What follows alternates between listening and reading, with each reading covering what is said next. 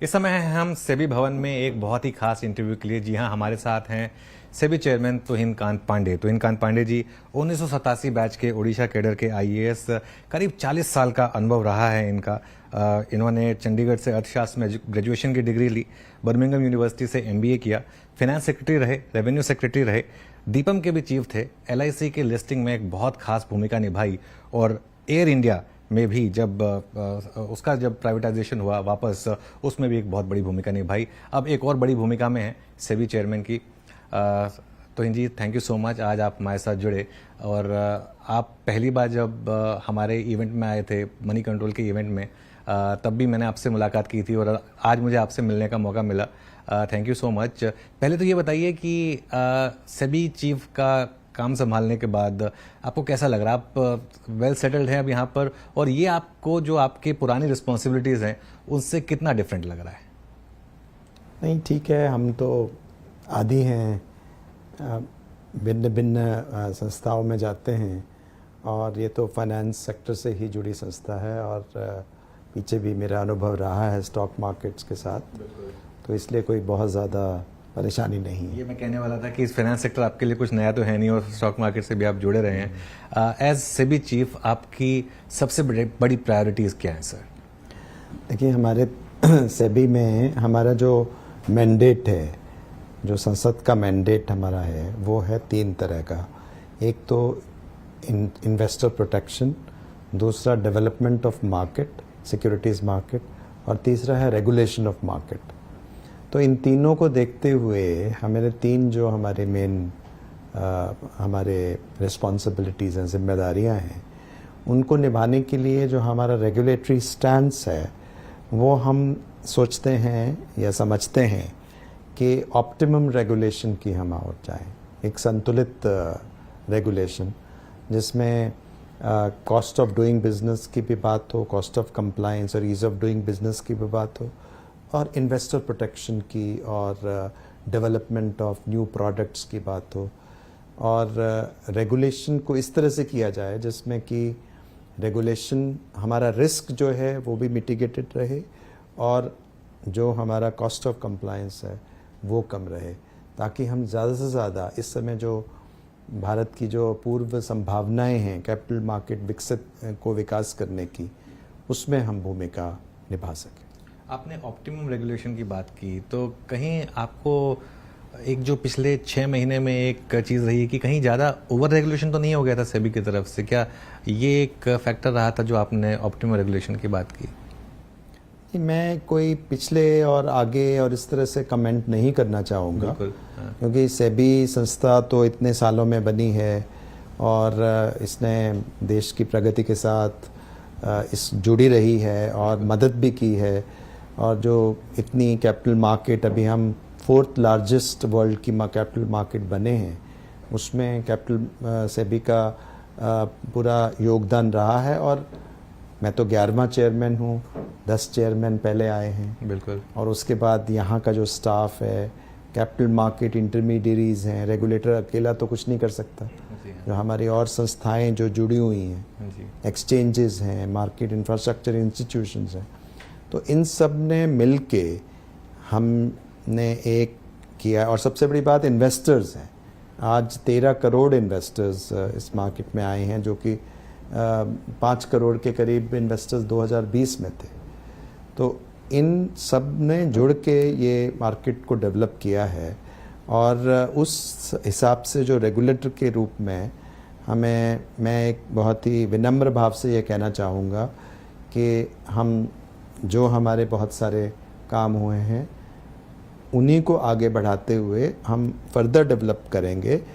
अभी के कॉन्टेक्स्ट में, अभी के समय में भारत की जो अभूतपूर्व जैसे कहते हैं उपलब्धियां भी हैं और जो बहुत सारी अपॉर्चुनिटीज़ हैं, इस समय संभावनाएं हैं, उनको हम कैसे ठीक ढंग से पूरा कर सकें और इन्वेस्टर्स को यहाँ पे कैपिटल मार्केट में पार्टिसिपेट करके एक अच्छे रिटर्न भी मिल सके, और जो इशूअर्स हैं वो यहाँ आके कैपिटल मार्केट में आके पैसा रेज कर सकें और भारत की प्रगति में योगदान कर सकें।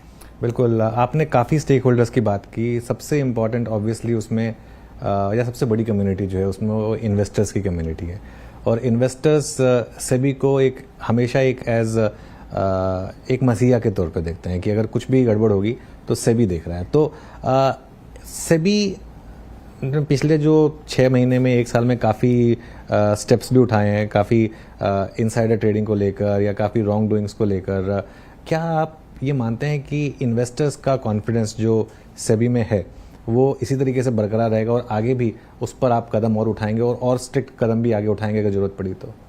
देखिए, वो सारे जो हमने कदम उठाए हैं वो हमारे रेगुलेशंस के मुताबिक हैं, और उन रेगुलेशंस को करते हुए वो एक इम्प्लीमेंटेशन का इशू है, और इसलिए उसमें इम्प्लीमेंटेशन में हमें और भी अच्छा काम करने की ज़रूरत है, क्योंकि जिस हिसाब से हमारी कॉम्प्लेक्सिटी हो रही है, जिस तरह से उस तरह से बहुत सारे जो नई चुनौतियां भी सामना हम करते हैं, उन चुनौतियों को सामना करने के लिए सेबी को सजग भी रहना पड़ता है, अपनी टेक्नोलॉजी को अपग्रेड करने की भी आवश्यकता है, जो कर रहे हैं और भी करने की ज़रूरत है, और जो सेबी के अपने ह्यूमन रिसोर्सेज हैं, जो हमारे लोग हैं इसमें कार्य करने वाले, उनकी जो उत्पादकता में वृद्धि, उनकी कैपेबिलिटीज़ में वृद्धि, ये सब भी हम लोग लगातार करते आ रहे हैं। और बहुत सारे सर्वेलेंस टूल, बहुत सारे सुपरविजन के टेक्निक,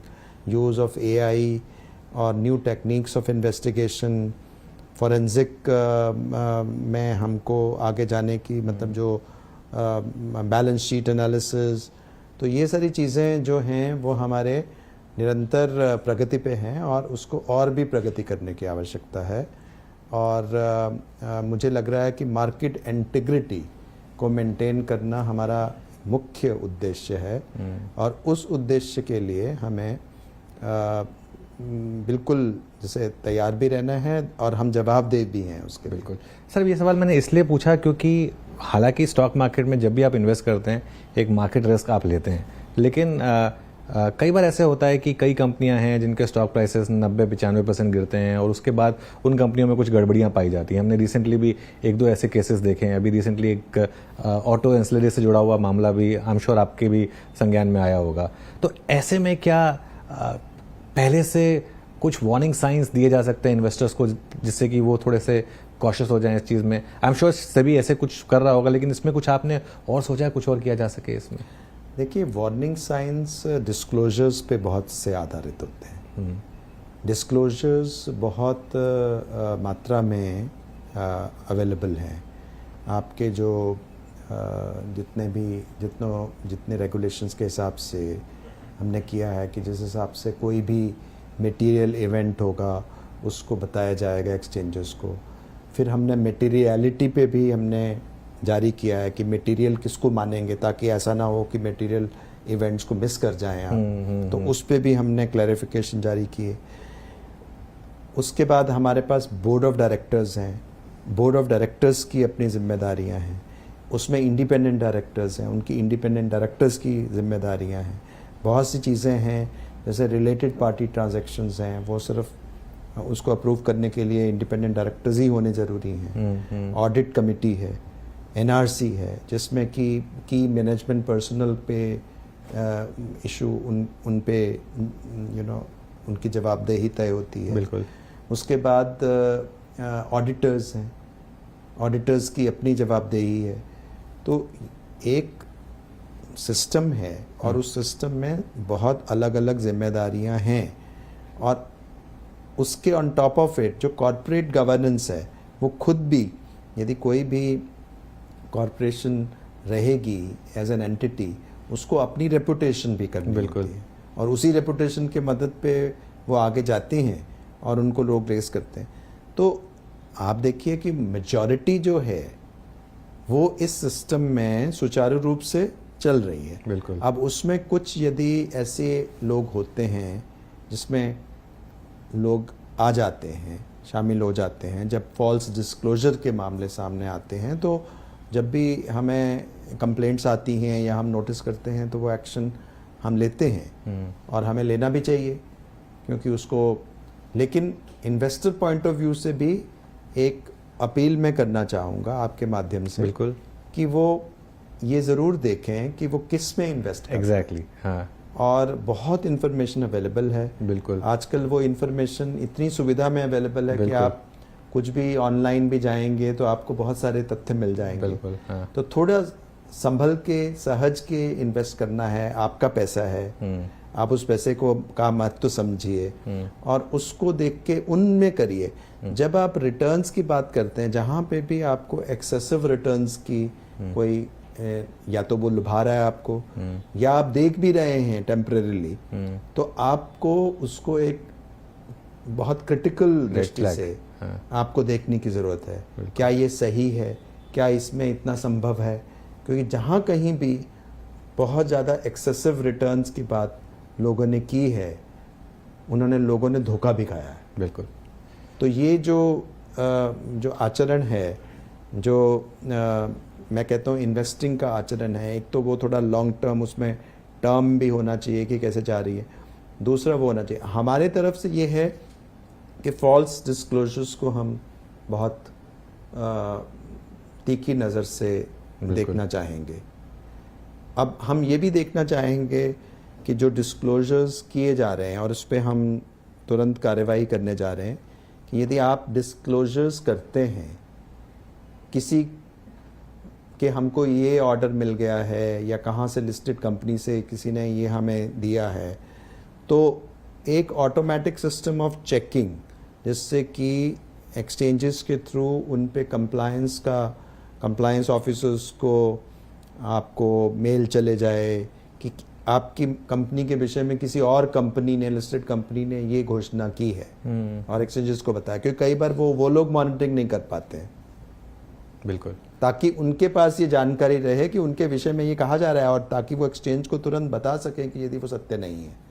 तो एक mutual cross checks and balances की भी आवश्यकता है। सेबी ने एक ग्रैनुलर डिटेल्स को लेकर एक एफपीआई से एक जवाब मांगा था कि अगर आप किसी एक पर्टिकुलर स्टॉक में एक 50% से ज़्यादा होल्डिंग रखते हैं तो एंड उसका जो ओनर है वो कौन है, उसका डिटेल्स मिलना चाहिए। तो वो सबने दिया आपको, एकदम सेटिस्फैक्ट्री था वो प्रोसेस जो था? हाँ, वो प्राय जिसे कहते हैं हमें 1% के करीबी हैं, जो जिसमें कि एसेट अंडर कस्टडी का यदि 1% समझिए, हाँ जी, उसी में ही ये है कि जिनको मतलब छोड़ना पड़ा या जो मतलब नहीं कर पाए उसको। अदरवाइज ब्रॉडली लोगों ने उसको पूर्ण तो ये जो 1% है ये थोड़ा क्योंकि वो बेसिकली 50% कॉन्सेंट्रेशन क्राइटेरिया 50%, जी हाँ। और दूसरा जो थ्रेशोल्ड लेवल वाला है, जो PN3 नोट के मुताबिक था, उसको तो हमने 25,000 करोड़ से अभी 50,000 करोड़ कर दिया। बट कंसंट्रेशन क्राइटेरिया सेम है। Concentration criteria same. वो जो 1% थे, वो क्या उनके अगेंस्ट आप मांग करेंगे कि कुछ जांच हो? नहीं, उनके पास तो वो है कि वाइंड डाउन हो जाता है फिर वो। ओके, वो तो वाइंड डाउन हो, तो समय था उनको। यदि वो नहीं दे पाएंगे तो फिर आगे फर्दर वो इन्वेस्ट नहीं कर पाएंगे। तो फिर मतलब मोर और लेस ये माना जाए कि एकदम उस वहां तरफ से कोई बहुत ज्यादा मार्केट को इंस्टेबिलिटी का रिस्क नहीं है उस तरफ से? नहीं, उसमें नहीं। ओके उसमें नहीं है। बट यही है कि मतलब जब हम कुछ करते हैं वो हम कंसल्टेशन से करें, उसकी प्रैक्टिकल डिफिकल्टीज को देखते हुए करें। कई बार समय की भी ज़रूरत होती है कुछ रेगुलेटरी एक्शन को पूरा करने के लिए, उसको भी हमको समझना चाहिए। बिल्कुल। तो मुझे लगता है मार्केट पार्टिसिपेंट्स के साथ बातचीत, जो कि एक आई थिंक सेबी की भी एक परंपरा रही है हमेशा से, कि वो जैसे कंसल्टेशन पेपर डाल जाते हैं, पब्लिक कमेंट्स करते हैं, कमेटीज़ का प्रोसेस है, और यहाँ तक कि अभी तो हमने एक रेगुलेशन बना दिया है कि रेगुलेशन कैसे बनाना है, उस पर भी हमने रेगुलेशन बनाया है। अच्छा, कि यदि हमको रेगुलेशन कोई तैयार करना है तो मुझे अचानक कुछ सपना आया, मैं रेगुलेशन नहीं बना सकता। बिल्कुल। तो हमें वो एक प्रोसेस फॉलो करना पड़ेगा, और क्या प्रोसेस फॉलो करना पड़ेगा उसका रेगुलेशन हमने बनाया।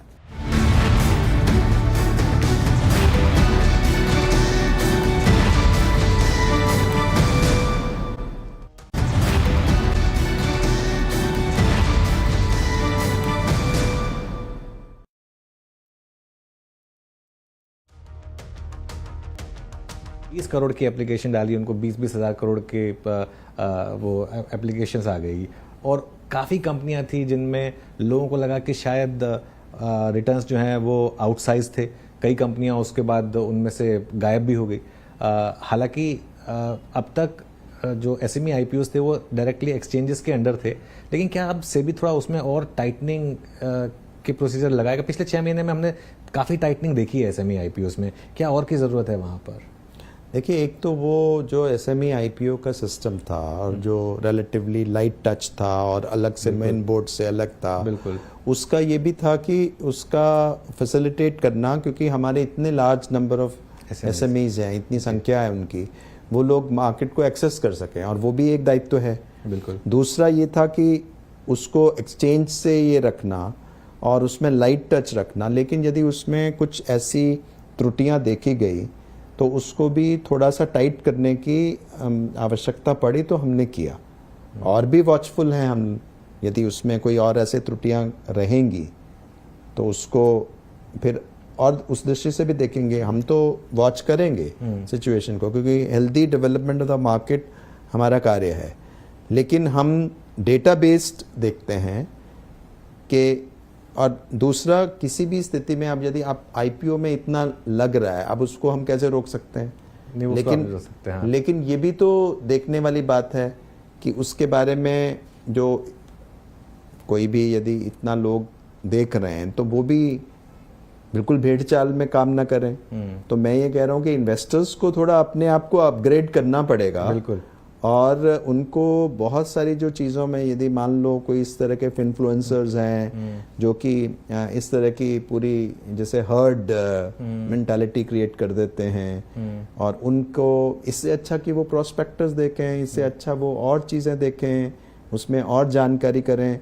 अभी जानकारी की खूब व्यवस्था है, और यदि इन्वेस्टर चाहे तो एक थोड़ा सा भी मेहनत करें ऑनलाइन तो वो एक सब कुछ अवेलेबल कर सकते हैं। लेकिन मतलब उसके लिए आई थिंक बहुत सारे हमें और भी प्रयास करने पड़ेंगे इन्वेस्टर एजुकेशन के लिए। फिनफ्लुएंसर्स की आपने बात की, यहाँ पर आपका क्या व्यू है? क्या रेगुलेशंस की जरूरत है फिनफ्लुएंसर्स के लिए? क्योंकि इसको लेकर काफी डिबेट छिड़ी है पिछले 6 महीने में। देखिए, हमारे पास ऑलरेडी रेगुलेशंस हैं इन्वेस्टमेंट एडवाइजर्स के और रजिस्टर्ड एनालिस्ट के। जी हाँ। उनकी बीच में एसोसिएशंस भी बनी हैं। उनकी भी कई दिक्कतें थी जो कुछ तो हद तक हमने सॉर्ट की हैं, और लेकिन कुछ और भी दिक्कतें हमको, जैसे कहते हैं ईज ऑफ डूइंग बिजनेस में, बिल्कुल, हमें करने की जरूरत है। उनकी संख्या अभी भी बहुत कम है, सिर्फ 1000 के करीब जो हैं इस देश में इन्वेस्टमेंट एडवाइजर्स हैं, 1500 के करीब रिसर्च एनालिस्ट हैं। इन्वेस्टमेंट एडवाइजर्स की संख्या बहुत हो सकती है, बट वो एक प्रोफेशन है। उस प्रोफेशन में आपको फी बेस्ड सर्विसेज लेनी होती हैं। जी हाँ। तो अब वो जब रेगुलेशन के दायरे में आते हैं तो काफ़ी सारी रिस्ट्रिक्शंस उनको होती हैं, उसी रिस्ट्रिक्शंस में वो काम करते हैं। अब बहुत सारे क्या हैं कि इन्फ्लुएंसर फ्री के चक्कर में, कि फ्री सर्विसेज कोई मिल रही है, कोई यूट्यूब में वीडियो आपने देख लिया, कोई व्हाट्सएप में फॉरवर्ड आ गया, और उसके बेसिस पे आप अपनाना शुरू कर लेते हैं किसी पर्टिकुलर स्टॉक के बारे में, किसी स्टॉक के बारे में कि यहाँ पहुँच जाएगा, वहाँ पहुँच, ये सारे वो कर नहीं सकते हैं। इस तरह की जो हैं कार्रवाई हमने बहुत इन्फ्लुएंसर्स और इस तरह के चैनल्स में कार्रवाई की, और 70,000 के करीब जो है वो हमने टेक डाउन किया है। 70,000 सोशल मीडिया प्लेटफॉर्म्स की हेल्प से, चाहे वो गूगल हो, चाहे वो मेटा हो, इन सब से हमने 70,000 को टेक डाउन किया है कंटेंट। दूसरा, हमने कहा है कि उनके एडवर्टाइजमेंट रेवेन्यू उनको नहीं मिलना चाहिए, तो इसलिए कोई भी रजिस्टर्ड, जो सेबी रजिस्टर्ड सिस्टम है, वो ऐसे लोगों के साथ जो रजिस्टर्ड ना हो एज एडवाइजर्स, वो एसोसिएट नहीं हो सकते इन एडवर्टाइजमेंट। तो ये कदम हमने उठाए हैं, और मुझे लग रहा है ये सतत हम उठाते रहेंगे, और हम वॉचफुल हैं। और हम एआई टूल की मदद से और अन्य चीज़ों से हम कॉन्स्टेंटली वॉच पे रहते हैं, क्योंकि ये फिर स्प्रिंग अप कर देते हैं, बिल्कुल, फिर लोग आ जाते हैं। बिल्कुल। लेकिन मुझे लोगों से ये अपील है कि यदि आप एडवाइस लेंगे तो वो उसको प्रॉपर एडवाइस लीजिए, क्योंकि, और या अपनी रिसर्च करिए, लेकिन किसी के खाली कहने में, क्योंकि उसका बिजनेस इंटरेस्ट यदि वो है तो वो आपको किसी और चीज़ की लहरा रहा है, और कोई भी गारंटी आपको रिटर्न नहीं कर सकता, और कोई भी करेगा कि इतना आपको रिटर्न मिल जाएगा, ये सारे काफी इन्फ्लुएंसर्स आजकल एजुकेशन के गाब में आपको प्रोडक्ट्स बेच रहे हैं और जैसे। बहुत कुछ जो है वो आपका जो एटीट्यूड है वो उसमें आपका लॉन्ग टर्म इन्वेस्टिंग होना चाहिए। जब करते हैं, जब आप इन्वेस्टिंग में आते हैं तो फ्लाई बाय नाइट इन्वेस्टर्स बनने की आवश्यकता नहीं है। आप जैसे आईपीओ में जा रहे हैं सिर्फ लिस्टिंग गेल के लिए आप आ रहे हैं, तो ये तो कोई स्ट्रैटेजी नहीं है। बिल्कुल। अच्छा सर, एक चीज़ सेबी जिसने काफ़ी फोकस किया है वो है डेरिवेटिव लॉसेस को लेकर कि 90% रिटेल जो है वो एफ&ओ में पैसा गंवाते हैं। बहुत डिबेट छिड़ी है कि क्या ये सेबी का काम है, क्योंकि सेबी का काम है कि मार्केट रेगुलेटेड है या नहीं ये देखने का। अगर किसी को ट्रेडिंग करनी ही है उसके बाद तो आप उसको रोक नहीं सकते। तो इस पर आपका क्या व्यू है फिर? तो इन्फॉर्मेशन का तो बहुत काम है। यदि आप कहें, यदि उस हिसाब से कहें कि सेबी क्यों डिस्क्लोजर्स पे कह रहा है, सेबी ये क्यों कह रहा है कि ऑडिटर्स को ये करना चाहिए, इंडिपेंडेंट डायरेक्टर्स को ये करना चाहिए, क्योंकि हम हर चीज बोर्ड रूम में नहीं हो सकते। तो यदि हम बोर्ड रूम में नहीं हो सकते तो कोई तो होगा जो बोर्ड में इस तरह के इन्वेस्टर इंटरेस्ट देखेगा। नहीं, मेरा सवाल इस चीज से था कि तो उसी तरह से यदि हम इंफॉर्मेशन पुट आउट करते हैं कि एफ&ओ में आप जा रहे हैं और वो डेटा एनालिसिस से पाया जाता है कि 90% पैसा लूज कर रहे हैं, बट वो एक पर्टिकुलर उसमें, हाँ जी, पूरा होल एफ&ओ में नहीं, एक भेड़ चाल की तरह जो वीकली ऑप्शंस में हो रहा था। इंडेक्स ऑप्शन आप इंडेक्स ऑप्शन में वीकली एक्सपायरी के दिन इतनी हैक्टिक एक्टिविटी चल रही है। बिल्कुल, आप कह रहे हो कि नोशनल इंटरेस्ट पहुंच गया इंडिया में इतने ट्रिलियंस ऑफ डॉलर्स का है। एक तो नोशनल इंटरेस्ट की जो वो कैलकुलेशन है वो ही ठीक नहीं है, क्योंकि फ्यूचर के साथ आपने ऑप्शंस को जोड़ा, ठीक बात और है, दोनों का नोशनल इंटरेस्ट आपने कंबाइन कर दिया। तो like has to come with like और अनलाइक कैन नॉट कम। तो उस विषय पे भी एक जो हमारा जो सिस्टम मार्केट के मैट्रिक्स को इम्प्रूव करने की प्रीमियम जरूरत को है। देखें आप उसमें, मतलब नहीं, मतलब वो डेल्टा भी देखना चाहिए कि वो वहां से कितनी दूर है। क्योंकि फ्यूचर जो है, फ्यूचर का डेल्टा 1 होगा, बिल्कुल, लेकिन ऑप्शंस का जो बहुत deep out the money options ले रहे हैं। एग्जैक्टली। तो वो वाले से आप इंट्राडे लिमिट, जो आपकी लिमिट है, उसको आप धोखे में डाल सकते हैं यदि आप डीप आउट ऑफ द। सो हमको वो वाला सिस्टमिक इम्प्रूवमेंट करना है और इस तरह के कैसीनो अप्रोच को रोकना है, क्योंकि एफ&ओ का मार्केट का मतलब ही है कि आप उसमें हेजिंग के लिए कर रहे हैं, डेप्थ के लिए कर रहे हैं, लिक्विडिटी इंप्रूव कर रहे हैं, प्राइस डिस्कवरी में मदद हो रही है। यदि वो अंडरलाइंग कैश मार्केट से बिल्कुल ही भिन्न है तो मतलब आपका काम बिल्कुल स्लॉट मशीन की तरह नहीं होना चाहिए, फिर प्रॉपर गैम्बलिंग हो गई फिर वो। तो वीकली ऑप्शंस पर आप जो सेबी ने एक रुख अपना लिया कि सिर्फ 2 ही वीकली एक्सपायरी होंगी, दोनों जो भी एक्सचेंज है वो चुन ले, एक ट्यूसडे एक थर्सडे। तो अब इससे लगता है कि आपको जो एक्सचेंजेस के बीच में भी तकरार चल रही थी वो भी खत्म होगी उसकी वजह से?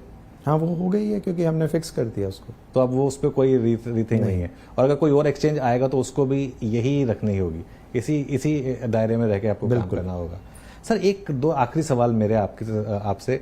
बहुत चर्चा हो रही है कि एनएसई के आईपीओ का क्या इस समय स्टेटस है, अगर आप थोड़ा उसमें मुझे बता सकें, क्योंकि बहुत लोग जानना चाहते हैं, क्योंकि एक शायद इस देश के सबसे बड़े आईपीओ में से एक होगा और लिस्टिंग के बाद शायद देश की सबसे बड़ी कंपनीज में से एक होगी जो डायरेक्टली आप गवर्न करते हैं।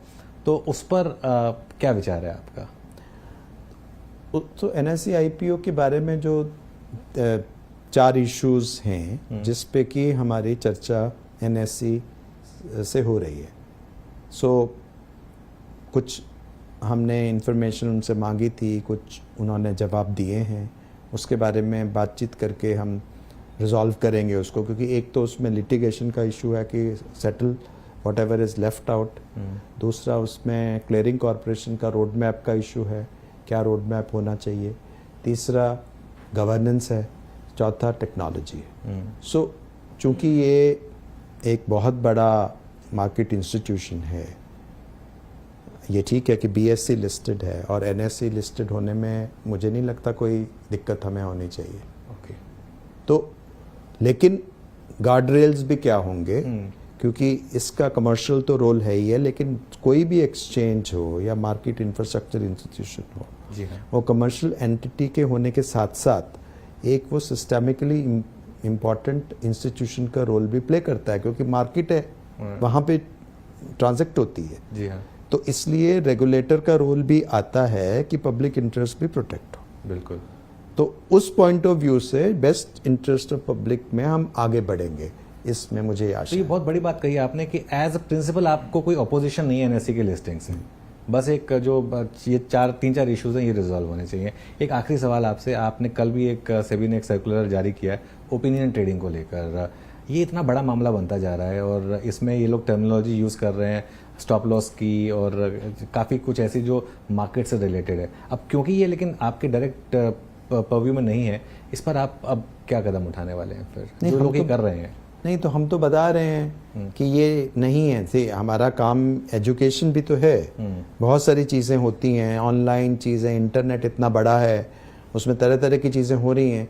हम इंटरवीन करके इतना बता रहे हैं कि ये चीज़ें चल रही हैं और प्लीज़ बी कॉशियस, आप मत करिए।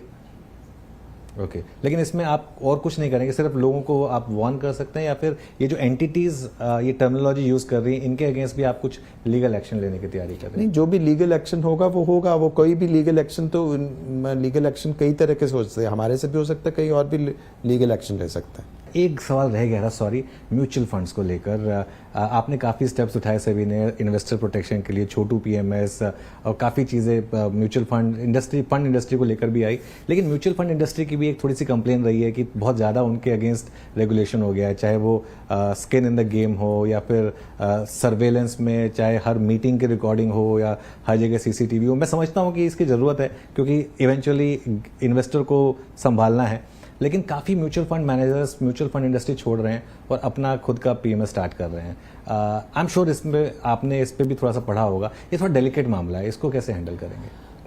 नहीं, इसका तो देखिए, अगेन ये बैलेंस यदि हम देखें तो उसी दायरे में ही आता है। अभी हम सब, हमारे जो सेबी के डिविजन्स हैं वो सब लोगों से बात कर रहे हैं अपने अपने क्षेत्र में, और वो एक रोड मैप तैयारी कर रहे हैं कि किन किन चीज़ों में हमें रैशनलाइज करना है, किन में सिंप्लीफाई करना है, किस में ज़्यादा रिस्क है और उस रिस्क को कम करना है, और कहाँ पे हम माइक्रो में चले गए हैं उसको हमको निकालना है। तो इस परव्यू से ही, इसी को मैं ऑप्टिमम कहता हूँ जी सर, कि जहाँ रिस्क है उस रिस्क को हम मतलब कम ना आके, ठीक है, चाहे वो कड़वा लगे उसको काम करना, चाहे वो डिफिकल्ट लगे उसको हमको निगलना होगा, ओके, वो दवा पीनी होगी जी, लेकिन जहां हमको जरूरत नहीं है हाँ, उन चीज़ों में हमें रिलैक्सेशन देनी होगी, बिल्कुल, क्योंकि वहां पे जो कुछ वो कर सकते हैं हमें इतना इंट्रूसिव जाने की जरूरत नहीं है। जी, अब इसको आइडेंटिफाई करने की बात है हाँ, with proper logic and rational. तो मुझे लग रहा है जब वो अप्रोच से हम काम करेंगे तो कुछ इश्यूज तो रिजॉल्व हो जाएंगे, लेकिन ये भी हमें मानना होगा कि इनसाइडर ट्रेडिंग में हम रेगुलेशंस के अंदर उनको लाए हैं, बिल्कुल, और चूंकि इतना सारा फंड म्यूचुअल फंड्स हैंडल करते हैं और उनके लेवल में इंटेग्रिटी रहना वो भी एक बहुत इंपॉर्टेंट चीज़ है। बिल्कुल, लेकिन यदि कोई एक्सेसिव हो रहा है, हाँ, यदि वो एक्सेसिव हो रहा है और जिसका औचित्य नहीं है, तो हम we can always have a relook at it. बिल्कुल। Thank you so much sir, इतने इस शानदार नोट पर इस इंटरव्यू खत्म करेंगे। आपने इतना समय दिया हमें, उसके लिए बहुत बहुत धन्यवाद आपका, और एज सेबी चीफ आपको all the best. Thank you.